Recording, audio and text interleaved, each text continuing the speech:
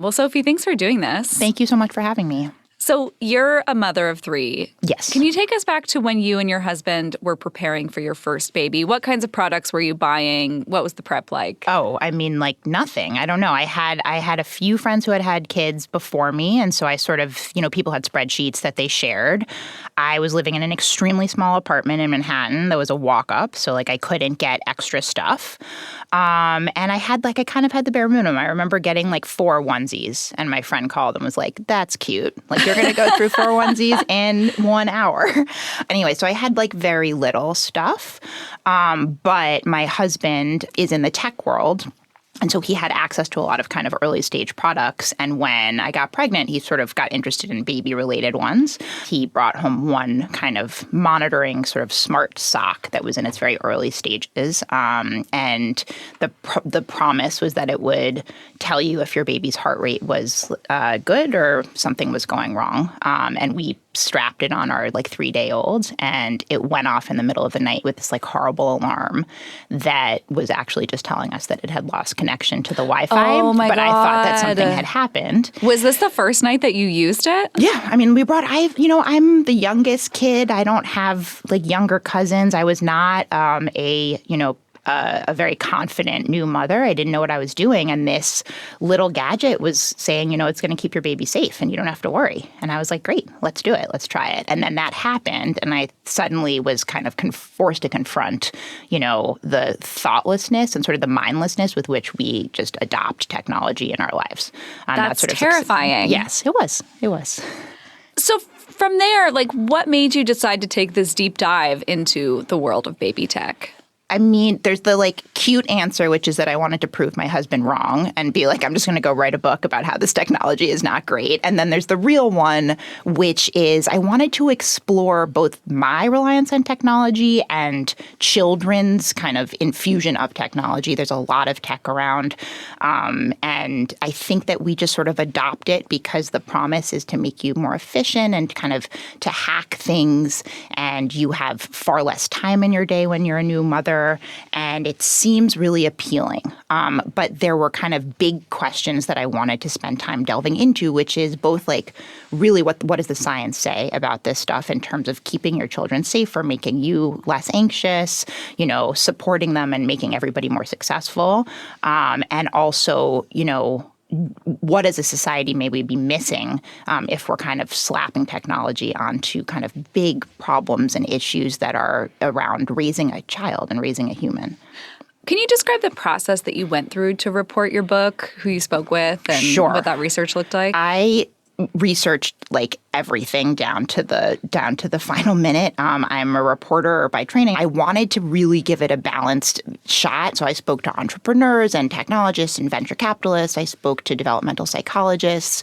I spoke to people who were making children's media and like professors and a lot of pediatricians. I became very close with my kid's pediatrician. But I tried to find sort of, a large swath of different experts so that I could try to filter through and find an informed opinion that felt true to me.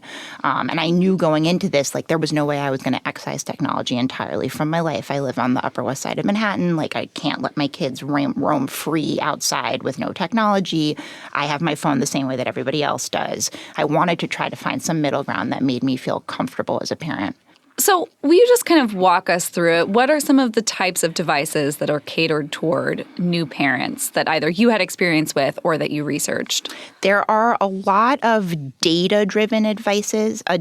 So, when you bring your kid home and you're nursing, there are apps that can track what you're feeding your kid. There's a lot of weighing. There's a lot of data crunching. There's a lot of stuff around sleep because I think that is something that parents crave and need, and you want your child to be sleeping and you want to be sleeping. And so there are a lot of devices from smart bassinets to trackers that you can put on your kid that are telling you like what cycle of REM stage the kid is in. Oh, wow. It's very intense, or it can be. Right. Or, I mean, in the same way that we do with so much other technology, I can imagine myself just being glued to it. Of course. Like, now I have this real-time monitor of my child's sleep.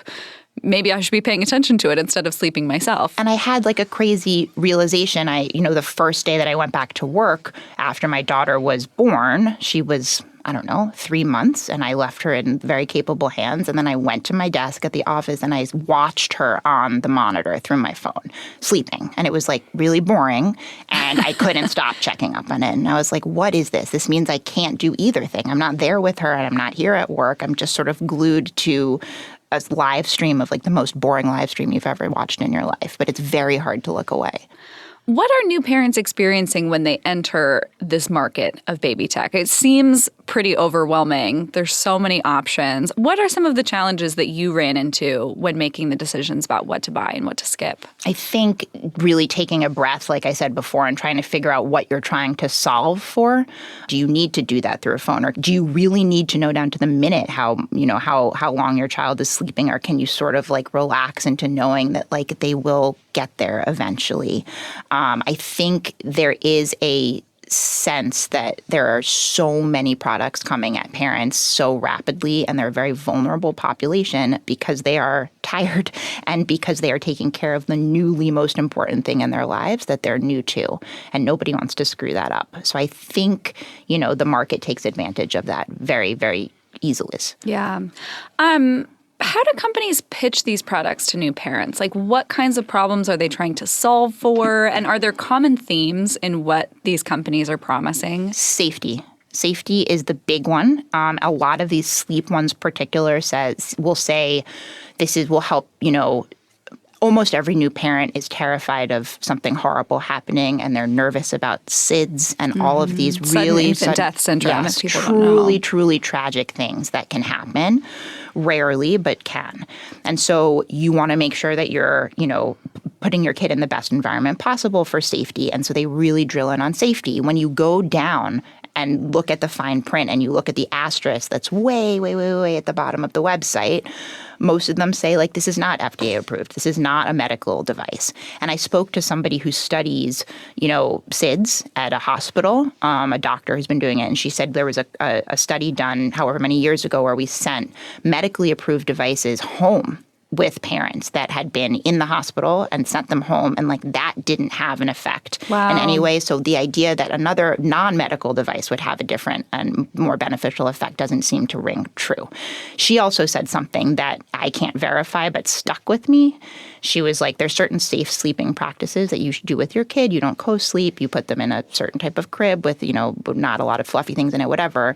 She was like, a lot of these devices can encourage parents to say, like, whatever, I'll slap this device on you, but then I want to sleep with you in my bed anyway. And so she said, like, it encourages behavior that is actually not as safe as it would be without this sort of pretend added layer of safety underneath it through the technology. Right. You have the kind of false confidence that, now it's going to be okay to make different choices.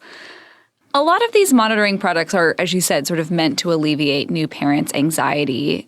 Was that your experience? Is that the experience of other parents who you've spoken with? By and large, no, it was not my experience. I found myself addicted to the information and sort of missing. You find yourself falling back on platitudes of like, be in the moment and be present. And you can't do that when you're on your phone. It becomes very obvious when there's an infant there. And it's like what my daughter wanted was me to be touching her and holding her and with her and connecting with her. And you don't have to do that, all day, every day. It can get boring and it can be tiring. But having this sort of scream of technology in between the two of us was something that felt wrong, but was very hard for me to look away from. And in part of the book, I talk about why we're primed to do that. Like evolutionarily deep in our, core, we as humans get information and gather information and filter it. And so it's hard to look away from this kind of new input. But I found myself getting very jangled by it, very overwhelmed by it. There was one good friend of mine whose child was in the NICU, and the child had been monitored for like 24/7 by multiple professionals. And the first night that she came home from the hospital, she was like, that was a real sea change for me because I was on my own. And I know that the doctors wouldn't have let my child come home if she wasn't able to be okay on her own. But she was like, I felt very overwhelmed. And so she used various technology devices that she said gave her a lot of calm. And so I think it's like each case is different. I think by and large, it's unnecessary, this type of monitoring. Yeah, so there's sort of like shades of what might work better for certain people or not. Sure.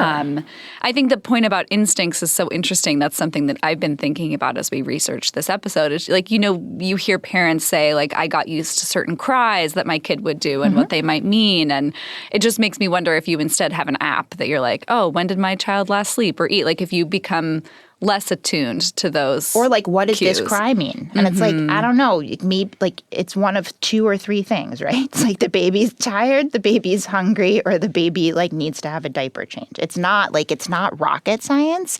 And I do think building the confidence to really know your kid is something that happens. Like you have to reinvent the wheel. You can't like hack that process. Some of these higher tech products are also really expensive. If you're shopping on a budget for your baby, are any of them really for you? Are there cheaper options? There can be. It depends what you're talking about. I mean, like when you talk about quote unquote technology, there's a huge range of things, but there are many apps. Some of them are free. The very first time that I used technology related to my kid was to monitor contractions. And I downloaded a free app and I was in bed at 2 a.m. and I was like, oh, they're getting pretty close together. And so, I mean, that was helpful. I could have used a piece of paper and a pen. That was, fine. It was another use for it, another way to do that. I think that you can spend a lot of money if you want to. And I think the kind of nefarious moment comes when companies are trying to kind of capitalize on that vulnerability and say, like, you want your kid to be sleeping soundly through the night, spend $1,000 on a bassinet. It's really going to change your life. And it changes some people's lives, but is it necessary? Not all the time. Do you think that this tech is potentially furthering the sort of socioeconomic or digital divide among parents, given how expensive these things can be? One of the most interesting and illuminating conversations I had was with this very well-regarded developmental psychologist named Alison Gopnik, and she works out in Berkeley. And we talked about sort of inequality in general. And she said, this necessity that people, or the anxiety that parents feel to like get everything for their kid and as much as they can and prop them up. She said, I feel like is coming directly from this inequality and this gap of not wanting to have your kid fall out of the middle class or wherever it is that you are and trying to do everything that you can to support them. So I think that that's definitely part of it. I do think that certain technology can make your life easier for a little bit of time, but I think that overall the big picture is that like you want to be connecting to your child and understanding your child, and also I think learning to sort of relax into the chaos of being a parent. Like the promise of Silicon Valley and a lot of these products that come out of it is efficiency and hacking and optimization. I don't know if you can optimize a moment more than just sort of sitting on the ground with them and building a block tower with them. Like that's the equivalent of optimizing a moment with a child, like not forcing them to do something that they might not want to do or sleep if they're not going to sleep. With your research, you were trying to sort of sort out what was necessary, what's beneficial, what's too much. Is there any technology that you think is a need for new parents based on your reporting? A need? No, I don't think so. I think that certain things can help and make things easier. I think there are some apps that help you track feeding in the beginning that are this. It's like a slightly more high tech equivalent as a piece of paper and a pen, right? And so like it's fine and it's easier. You can see some trends. A lot of them. The issue is a lot of them then come with like splicing data in more ways, and then you're like, oh, the kid got cranky at 3 p.m. and maybe I should like inch up the feed by 14 minutes, and that's going to do something. It's like that makes you more anxious, and I think. They always say, like, if you're a calm parent, your baby will be calm. And it's like the stress level can ratchet up with a lot of this technology. Are there any products that you advise your new parent friends to use? No, I don't. I guess I both wish I could say and would say unequivocally no. There's certain things that can help. But I do think like you need to look at each through a lens of what is the end game here and how do I feel when I'm employing it in my house. And I remember I would call my pediatrician. He's a pretty old school pediatrician over and over again and be like, do I need to know this? Do I need to know this? And he kept saying, he was like, if you needed to know this, we wouldn't let you go home from the hospital. Like if you needed to be monitoring this closely, like there are certain pediatric checkups at a certain cadence that is understood to be the cadence you need in order to catch the milestones and make sure that the kid is progressing the way that they want to progress. This like minute up to the second data collection is not necessary for most children. And so I think that should be a form of comfort for parents. You don't need to be doing all of this. Right. People have been doing this for millions of years. Right. And people have asked me, it's like, so how has your technology use changed? And I was like, I don't know. I now have 2 more children. I have 3 children in my house. Like, I just don't have the capacity. I think my 3rd kid is like a great sleeper, but like maybe I just close the door and I can't hear that he's like wild, like awake and talking to himself. But as far as I know, he's great. He's a great sleeper, So I think, there's a capacity for this information too that gets like smaller and smaller. Yeah.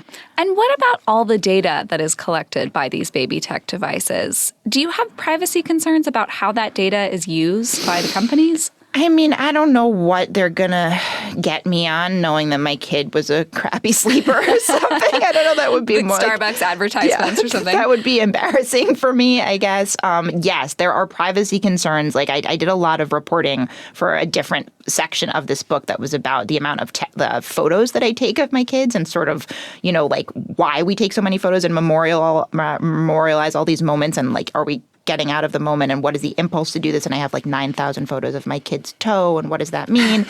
And, there are privacy concerns there for sure. Like images of children and kind of like worst case scenario things do happen. And so there are privacy issues that way. In terms of how the people are using sleep data and that and like how much I nursed my kid, I'm not sure. It depends what type of a person you are. I don't know how much like horrible things can happen out of this, but though I'm sure there are, I haven't delved into that. Yeah. If a new parent came to you feeling overwhelmed by all of these choices, what to buy, what to skip, what to monitor, what's your best advice for them? My best advice is to say that when you bring a new human into the house, the idea that you can control what they do and how they are and when they sleep and when they eat is sort of folly, and that you learn that with time. And you learn that you can only kind of do so much to make your kid have a particular outcome in a given moment. And so hacking and optimizing that moment with technology is not necessarily the end game. And I think that the end game is to try to be present when you're there and to try to sit down on the rug with them and play with them and delight in them and look at them giggling and respond to their cries and do your best to be analog when you're with them, because that will, like friction, we didn't talk about that, but like friction is a big thing that technology aims to get rid of and to make, ease. You can order things on your phone. You can order, you don't have to interact with anybody. Like friction is what makes parenting rich and full and human. And so if your aim is to get rid of the friction, you're missing out on so much. That's what I would say. And I would say that you don't need any of this stuff, and some of it sprinkle in and it'll help you. And maybe you can like put your kid in a spaceship thing that juggles him around and he'll sleep a little bit longer and like more power to you. But you don't need it. It's not a necessity. Yeah. Awesome. Well, Sophie, thank you so much. Thank you for having me.